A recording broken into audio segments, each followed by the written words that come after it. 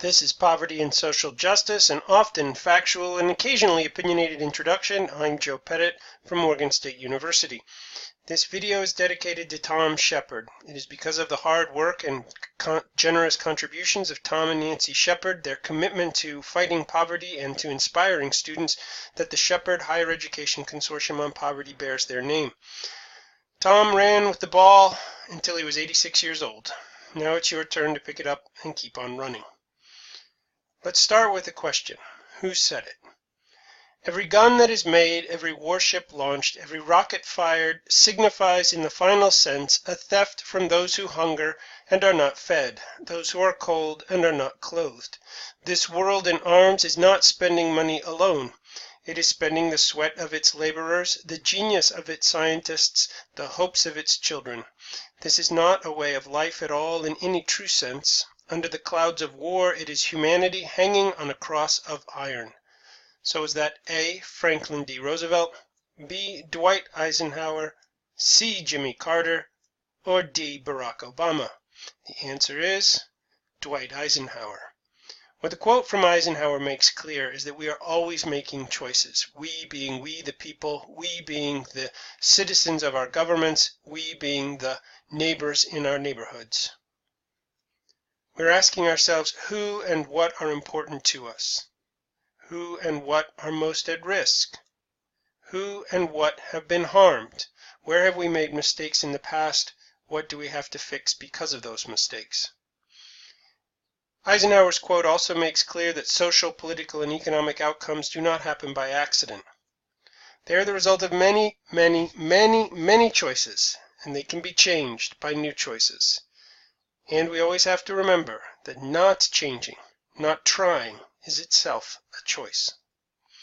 The other thing the Eisenhower quote makes clear is that you don't have to look like this to be an anti-poverty activist. Not that there's anything wrong with it, nor do you have to look like this. Again, nothing wrong with it, but if you want, you can look like him, you can look like her, you can look like him, you can look like him, you can look like her, you can look like her, and you can even look like him. In other words, anybody can be an anti-poverty activist. So what lies ahead in this video? We will consider poverty by the numbers. We will consider the causes of poverty. We'll ask why we should care about poverty. We will consider Pettit's anti-poverty principles. Don't worry, there are only 2 of them. We'll briefly discuss anti-poverty activism. And during the video, there will be some semi-random interruptions, just to change the pace of conversation a little bit and to add some perhaps thought-provoking information to the discussion. So let's continue. How many poor people are there? In 2014, the poverty rate was 14.8%. That makes 46.7 million people poor in the United States. In case you're wondering, that means that a family of 3 is poor until they make more than $20,090. A family of 5 is considered poor until it makes more than $28,410. How does that compare with previous years? Well, if you go all the way back to the beginning of the 20th century, it compares really well. In 1900, the poverty rate in the United States was 56%. Therefore, smack anyone who tells you that the poor will always be with us, as if that's some good excuse for not caring about poverty. The point is not whether or not there will always be poor people. The point is how many poor people will there be. And there's absolutely no reason why we can't do everything we can to make that number as small as possible. If you look at these charts, you see a few interesting facts. First, in the top chart, numbers in millions, you see that between 1959 and 2011, the number of poor people in the United States grew from 39.5 million to 46.2 million. But during that same time, the actual poverty rate in the United States dropped from 22.4% to 15%. The reason for this is that we simply had more people in the United States in 2011 than we did in 1959. These charts also show, though, that we've not really been able to drop much below 15%. We're right now at 14.7%. And one can ask what the reasons for that are. I would suggest that one of the reasons that we won't have much time to talk about, but we'll give some clear indication of what I mean, is that the United States still has yet to confront some massive systemic injustices that have produced huge amounts of poverty, especially non-white poverty in the United States. And until we confront those injustices with policies specifically designed not to alleviate the poverty that results from the injustices, but to overturn the injustices themselves, to correct the injustices themselves, I don't think it's likely that we will be able to drop much below our current poverty rate. We will simply have to fight to tread water, and we should be better than that. If you look at this chart, you can see that poverty doesn't mean the same for everybody in the United States. Your racial classification will also have a lot to do with the likelihood of you being poor. This chart makes very clear that whites and Asians experience poverty at a much lower rate than do blacks, Latinos, Native Americans, and Pacific Islanders. Just one word about the charts and the slides that I use in this video.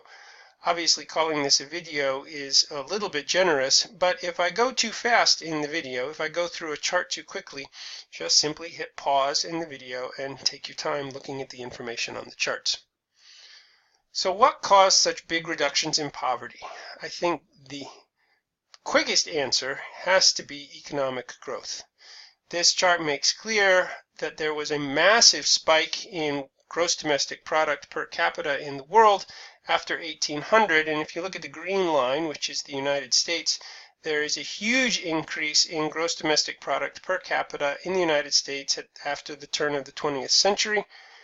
And when you have more money available per person, you have less poverty. It's pretty straightforward. Thus, economic policy is anti-poverty policy. In the words of Rebecca Blank, maintaining a high employment economy with stable or growing wages and jobs that are readily available to less educated workers continues to be the most important anti-poverty policy for this country. Now, to emphasize, this is not simply a question of growing the economy. It's growing the economy with the right kind of jobs. That is, jobs that pay well, jobs that are available to less educated workers. It won't do to simply grow the economy if we cannot create the kinds of jobs that will lift people out of poverty. Another factor contributing to the decrease in poverty in the United States is public policy. Perhaps the clearest example of this is the success of Social Security at eliminating poverty among the elderly. This chart makes pretty clear that as Social Security expenditures increased, the rate of poverty among the elderly decreased dramatically. Governments really can reduce poverty. The next time someone tells you the governments can't do anything about poverty, remind them about Social Security, and then remind them about all of these policies. Here is a chart indicating the research by the Economic Policy Institute on the question of the number of people taken out of poverty by various policies administered by the U.S. government. And so you can see Social Security, refundable tax credits, that's the earned income tax credit especially, food stamps and other programs dramatically reduce poverty. We still, however, have 47 to 48 million people who are poor. And so our questions are going to be, what can we do about them? But before we move on, let's move to semi-random interruption number 1. Question: if I buy 100 shares of stock in a company for $20 a share that costs $20,000, what percentage of that money goes to the company? A, is it 100%, B, 75%, C, 50%, D, 25%, or E, 0%? The answer is E, 0%. The reason 0% of that money goes to the company is because all of the money goes to the previous owner of those shares of stock in that company. And with the exception of the initial public offering on day 1, that money goes to somebody other than the company that offered the shares of stock. Thus, the stock market, as we'll see, is a wonderful opportunity to create money for nothing.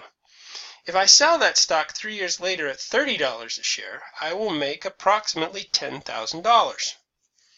Question: have I worked 1 minute to earn that money? Answer: no.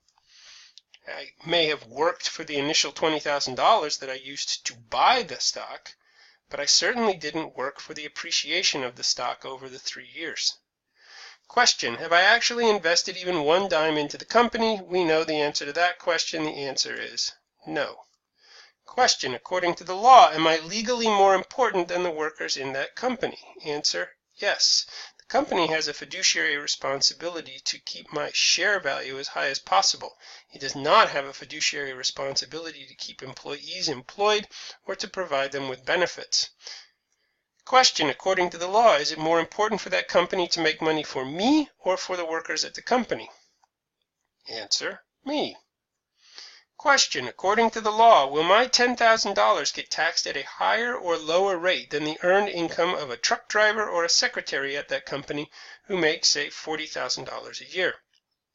Answer, lower. My capital gains will get taxed at 15% usually, and the $40,000 salary will get taxed at 25%. So what are some semi-random lessons learned from this? Lesson 1. The stock market enables wealthy people to make even more money without lifting a finger. Lesson 2. The government takes more money from taxes in lower income, hard-working employees than it does from people who do not work even 1 second for the money that they earn in the stock market. Lesson 3. We legally enable wealthy people to make money at the expense of lower income individuals. Now, the absolutely gobsmackingly incredible lesson 4. Because companies often buy back their stock to keep its price stable, and do so at prices higher than they received at the initial public offering, not all the time, but often they do, they will often lose money in any given year in the stock market. Not only does the stock market not help low-income people, it doesn't even help businesses. It only helps shareholders. The stock market is an exercise in shareholder primacy at the expense of non-shareholders. So the next time someone tells you that we should not spend money to help poor people because no one should get anything that they haven't worked for, just laugh at them. If you want to learn more about this semi-random interruption, I highly recommend The Divine Right of Capital, Dethroning the Corporate Aristocracy by Marjorie Kelly. So what are the causes of poverty? We have 2 principal categories of causes: individual choices and the environment in which people find themselves. Individuals have lots of control over their choices. So individual freedom is an important question when thinking about poverty. But they usually do not have much control over the environment in which they live. Their environment determines which choices are available to them. Some environments are opportunity or choice rich. Other environments are opportunity or choice poor. Choices that are hard to understand in one environment are much easier to understand in a very different environment. We'll see this later with regard to something called the code of the street. So individual choices and poverty, the big 3. 3 choices have been closely linked to the likelihood that an individual will not live in poverty. Graduate from high school, get a full-time job, and do not become a parent until you are married and at least 21 years old. Brookings Institute research has demonstrated that if one follows these 3 steps, then there is a 98% likelihood that one will not live in poverty and a 75% likelihood that one will live in the middle class. Now let's talk about socioeconomic realities and poverty. In other words, let's talk about the environment in which people live. Consider education. A recent study by Sean F. Reardon, Dimitra Kalogrides, and Kenneth Shores found that 6th graders living in poverty were on average 4 grade levels behind 6th graders from wealthy families. So imagine what it's like going into middle school and high school 4 grade levels behind those who are most successful in school. What's the lesson? It's much harder to graduate when you are academically behind. Now let's consider employment. Research by Stephen Raphael and Michael Stoll of the Brookings Institute found a significant mismatch between where poor people live, especially poor black people, and where jobs are located. This is sometimes called the jobs-housing mismatch. Poor people often live in urban or rural environments, and many jobs are found in suburban locations. The jobs moved to where the middle class and upper class people live. Lesson: it's hard to get a job when it's hard to get to a job. Okay, now marriage. Justin Wolfers, David Leonhardt, and Kevin Quealy report that for every 100 black women not behind bars, there are only 83 black men. Where are the 17 black men that are missing? Well, they're either behind bars or they're dead. The equivalent disparity for white men is 99.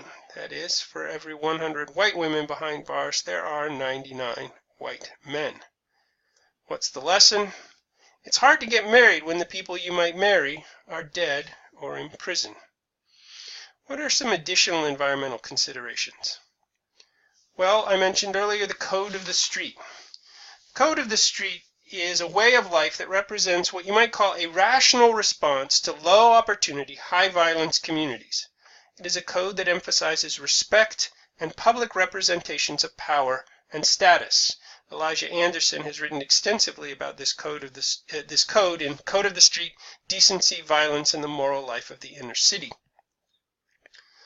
The relevance of the Code of the Street for the question of employment and education is that the virtues of the street are often vices in school or at jobs, and the virtues in the school and at work are often vices in the street. It's one thing to come from a high opportunity neighborhood that does not live by the code of the street and tell people that they should succeed in school and in employment.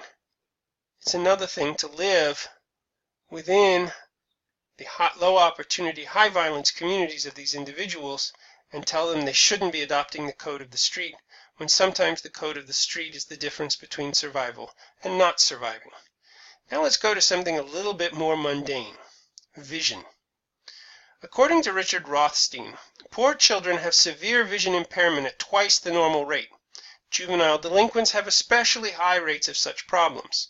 50% or more of minority and low-income children have vision problems that interfere with their academic work.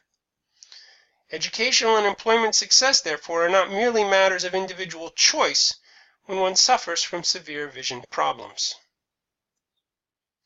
So let's move on to semi-random interruption number 2, black men and boys behind bars. What will follow comes from a very important book by Michelle Alexander called The New Jim Crow. Race and the War on Drugs by Numbers. In 2000, the incarceration rate for African Americans was more than 26 times the level that it was in 1983. In 2006, 1 in 14 black men was behind bars compared to 1 in 106 white men. In 2006, 1 in 9 black men between the ages of 20 and 35 was behind bars. Among youth who have never been sent to juvenile prison before, black youth were more than 6 times as likely as whites to be sent to prison for the identical crime. Let's read that one again. Among youth who have never been sent to juvenile prison before, black youth were more than 6 times as likely as whites to be sent to prison for identical crimes. We're not talking about youth who had a criminal record. We are talking about youth who have never been sent to prison before. Darren Wheelock and Christopher Uggan write in an essay, Punishment, Crime, and Poverty, that in Baltimore and Washington, D.C., more than half the black men between ages 18 and 35 are under criminal justice supervision. This might all make sense if black youth used drugs and sold drugs at a dramatically higher rate than whites. Not only, however, do they not sell drugs and use drugs at a dramatically higher rate than whites, whites use drugs over the course of a lifetime more than blacks do. This chart here over on the left demonstrates that pretty clearly. Nor do incarceration rates correspond to drug selling rates. The National Household Survey on Drug Abuse reported in 2000 that white youth aged 12 to 17 are more than a third more likely to have sold drugs than African American youth. In other words, since the war on drugs began, we've been locking up black youth at dramatically higher rates than would be justified by their use and selling of drugs. Once we arrest somebody and once we lock them up for a drug crime, they will have a difficult time finding a job. This chart shows some interesting information on the racial impact of a criminal record on interview callbacks. Note two things. First of all, whites both with a criminal record and without a criminal record are dramatically more likely to get a callback for a job interview than are blacks. But look at the stunning piece of information that this chart reveals. Whites with a criminal record are more likely to get a callback from an interview than are blacks with no criminal record. Whites with a criminal record are 17% likely, have a 17% likelihood of getting a callback for an interview. Blacks with no criminal record are 14% likely to get a call back for an interview. Lesson learned. It didn't have to be this way. This was a choice. The war on drugs has been a war on black people, and this war did not have to happen. Recently, a quote from John Ehrlichman, the chief domestic advisor for President Richard Nixon — Ehrlichman also served 18 months in prison for his role in the Watergate scandal — has come to light. In 1994, Ehrlichman reportedly said, "The Nixon campaign in 1968 and the Nixon White House after that had two enemies, the anti-war left and black people. You understand what I'm saying? We knew we couldn't make it illegal to be either against the war or black, but by getting the public to associate the hippies with marijuana and blacks with heroin, and then criminalizing both heavily, we could disrupt those communities. We could arrest their leaders, raid their home, break up their meetings, and vilify them night after night on the evening news. Did we know we were lying about the drugs? Of course we did." A related lesson learned here is the problem of racial stigma. When you see a lot of black poverty, when you see a lot of blacks in prison, and you can't understand why they're there beyond the choices made by those black individuals, you begin to assume that black individuals as a group are responsible for their negative outcomes. Therefore, as a result of persistent racial inequality over time, blacks as a group have been stigmatized. They are guilty until proven innocent. Racial inequality and black poverty are understood as normal rather than as clear evidence of racial injustice. And now keep in mind, it is possible to think well of individual black people, your neighbors, colleagues, bosses, and even presidents of the United States, while still thinking poorly of blacks as a group. Therefore, when whites say I'm not racist because I have black friends, they failed to really address the real question of the perception of blacks as a group, not the perception of individual black people. Racial self-doubt among blacks remains a deep, if unspoken, problem, and the political will to reduce and eliminate racial inequality and black poverty is undermined by the conclusion that these realities are normal. So let's move on to our next question. Why should we care about poverty? Caring about the poor and holding its political leaders accountable for their laws and actions is a very old idea. Let's start in the 21st century BCE. That's about 4,200 years ago. So you've got Gudea, leader of the Sumerian city of Lagash. It is said of him, he removed all injustice in their households. He gave care to the laws of Nansha and Ingirsu. To the orphan the rich man could do no evil. To the widow the powerful man could do no evil. In a household without a male heir, the daughter came to be the heir. He made justice to shine, and thus the sun god Utu crushed iniquity. So 4,200 years ago, the assumption was political leaders had to care for the poor. Notice the similarities between what is said of Gudea and what is said by the biblical prophet Isaiah in 700 BCE. Ah, you who write iniquitous decrees, who write oppressive statutes, to turn aside the needy from justice and rob the poor of my people of their right, that widows may be your spoil and that you may make the orphans your prey. Isaiah goes on to write, the Lord enters into judgment with the elders and princes of his people. It is you who have devoured the vineyard. The spoil of the poor is in your houses. So just as in the 21st century BCE, in the 7th century BCE, the expectation is that political leaders should care for the poor and that it is right to criticize those leaders when they abuse the poor. Let's get even older and go to the 22nd or 23rd century BCE. a tomb inscription of Nefer Seshemptah, a high-ranking bureaucrat of the 6th dynasty of the Old Kingdom in Egypt. It is written on his tomb, "I gave bread to the hungry, clothes to the naked. I landed one who was stranded. I buried him who lacked a son. I made a boat for the boatless and supported the orphan." Now, I'm not saying that these were great times to be poor either in Sumeria or in Egypt, but it is clear what the political expectations were for the public expectations for political leaders. Notice also the parallels between this text from Egypt, which is about 4,300 to 4,400 years old, to the 1st century text from the Gospel of Matthew, where Jesus is said to have said, "I was hungry and you gave me food. I was thirsty and you gave me something to drink. I was a stranger and you welcomed me. I was naked and you gave me clothing. I was sick and you took care of me. I was in prison and you visited me." That, by the way, is in the 25th chapter of the Gospel of Matthew. Sorry, I forgot to put that up there. What might some more recent guiding principles be for thinking about why we should care about the poor, other than the expectation that political leaders are supposed to care about the poor? Well, the National Conference of Catholic Bishops has written, "We can best measure our life together by how the poor and the vulnerable are treated." In other words, the question of what it would mean to make the United States great or greater would be, according to the National Conference of Catholic Bishops, to pay careful and closer attention to the needs of the poor and the vulnerable. Another principle by Peter Singer: "If it is in our power to prevent something bad from happening without thereby sacrificing anything of comparable moral importance, we ought morally to do it." Now, this is a controversial claim by Singer, but it is a claim that makes very clear this notion that we have choices. And the idea here is that rather than spending our extra wealth on extravagance and on luxuries, we ought to be spending our wealth on reducing the more immediate and the more immediate needs of suffering and death that is caused by poverty.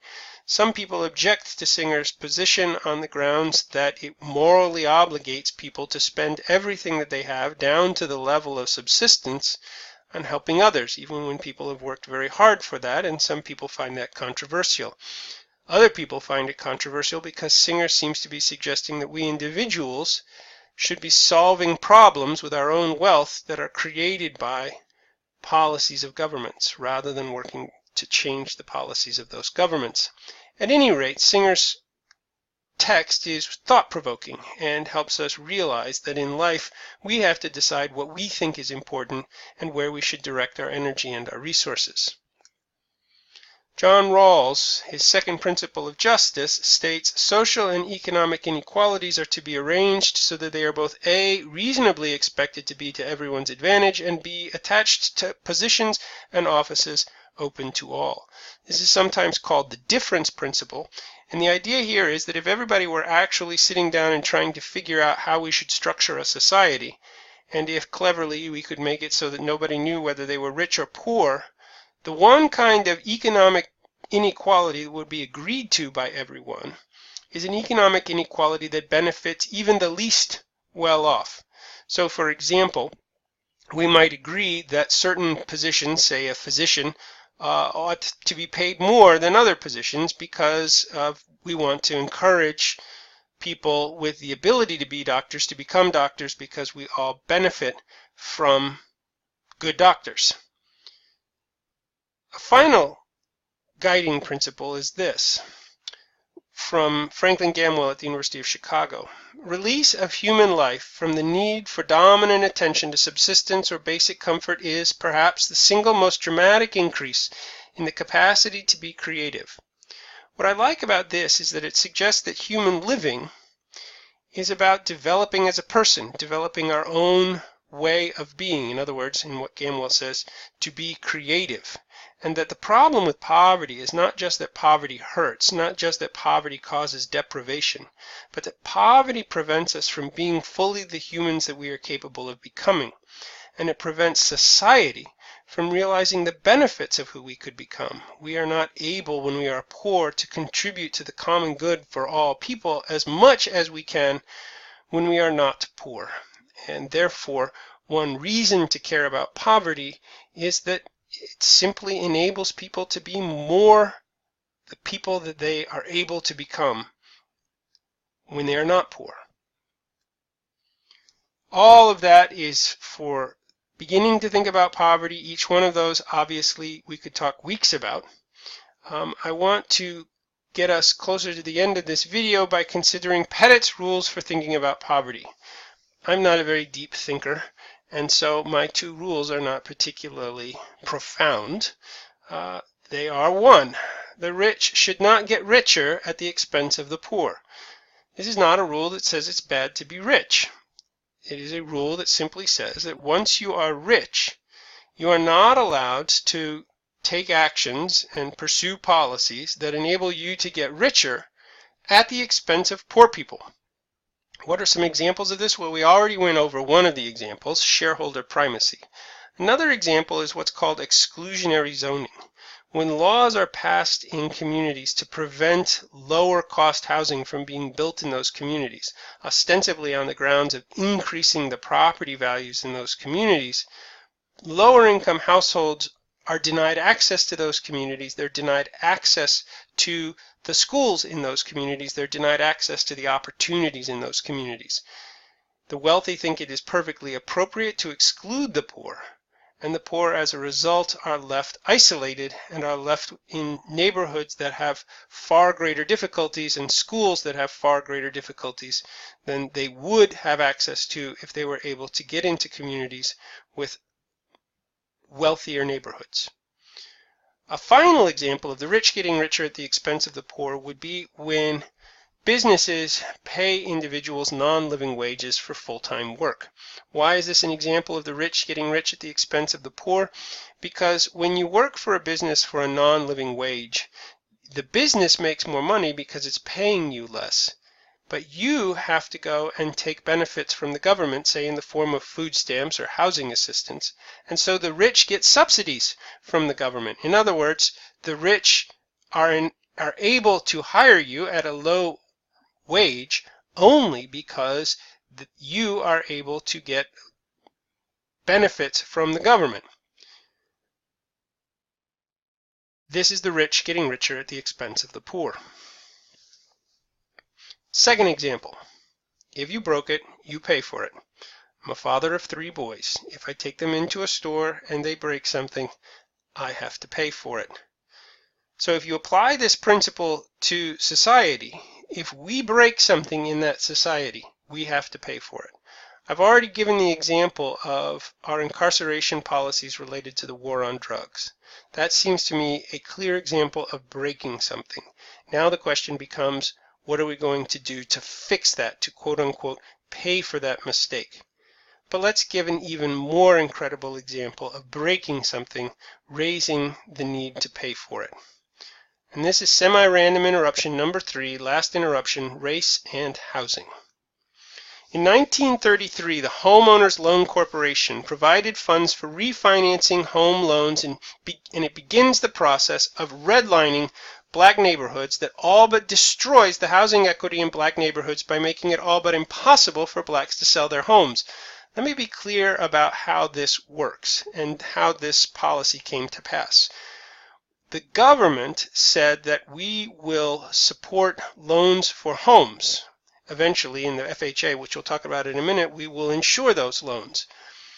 But the federal government said we will not support loans in certain neighborhoods. And these neighborhoods were drawn up in red by the federal government, and banks were told not to loan to houses in those neighborhoods.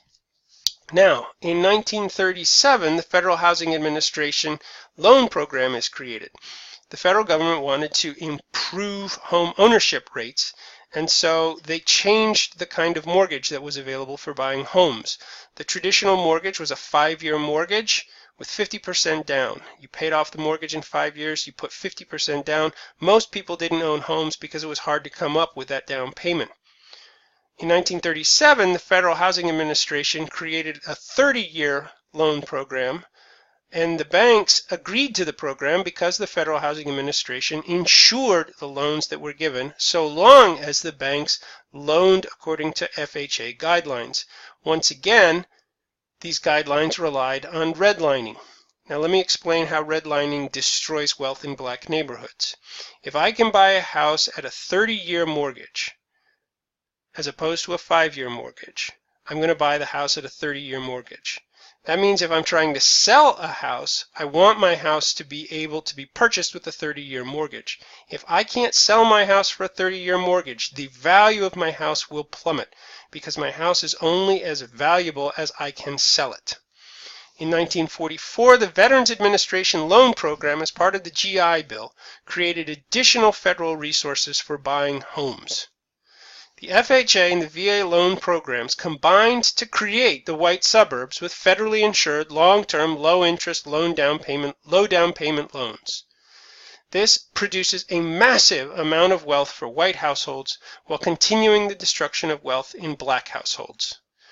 Just for example, between 1945 and 1954, the United States added 13 million new homes to its housing stock.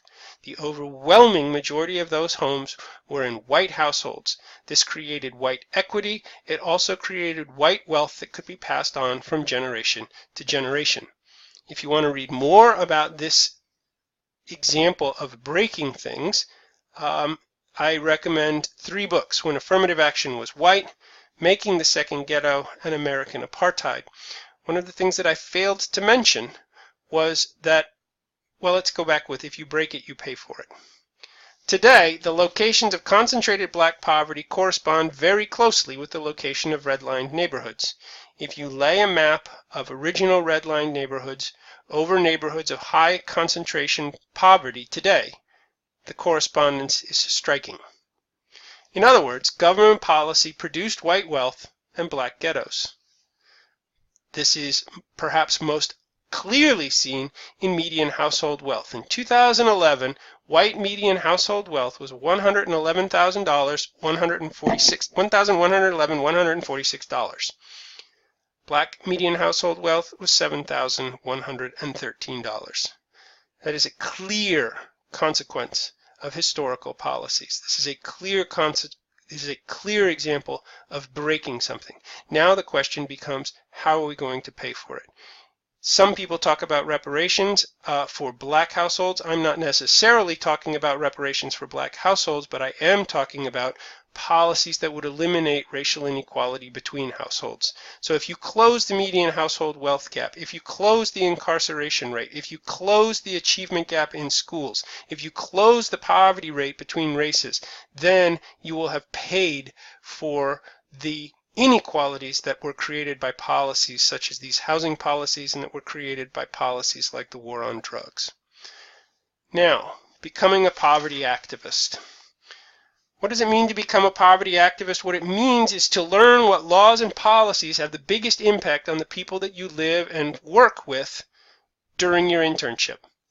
It means learning what laws and policies have the biggest impact on the organizations you work with. Where do they get their funding?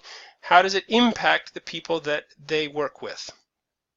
Learn about anti-poverty organizations where you live and where you learn. Not only at home, but at school. What organizations already exist? There's absolutely no need to reinvent the wheel unless you have to. Learn about how laws are made and changed.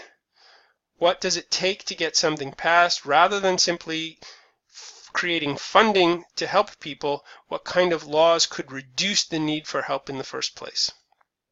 And get involved. That's what it means to become a poverty activist. Your feedback is always welcome at josephpettit@morgan.edu. If you want to see more about these issues in my writing, you can go to my website, notsodeepthoughts.org. Thank you very much.